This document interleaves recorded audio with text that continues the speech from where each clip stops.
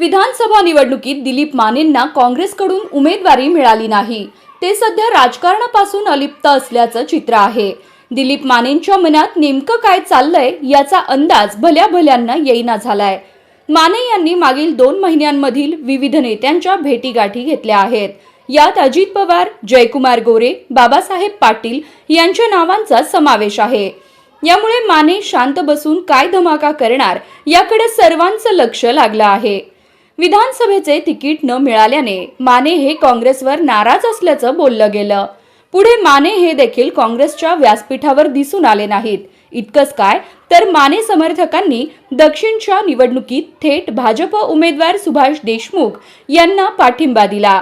त्यामुळे माने हे भाजपवासी होतील की काय अशा चर्चा सुरू झाल्या। या दरम्यान त्यांनी पालकमंत्री जयकुमार गोरे यांच्याशी जवळीकता साधली, तेव्हा आणखी चर्चा जोरात रंगल्या। नंतर माने यांनी गोरे हे माझे जवळचे सहकारी असल्याचं सांगितलं।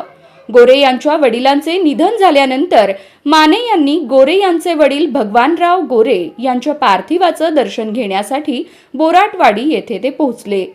त्याआधी माने यांनी अजित पवार यांची मुंबईत 2 वेळा भेट घेतली। या भेटीचा दुवा हा बाबासाहेब पाटील असल्याच्या चर्चा रंगल्या।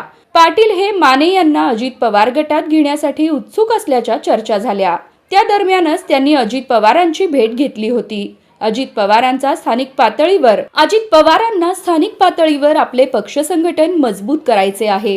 दिलीप माने हे मास बेस नेता आहेत।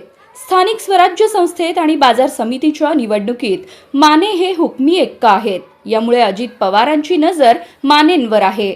आता मानेंच्या मनात अजित पवार आहेत की भाजप येत्या काही दिवसात स्पष्ट होईल।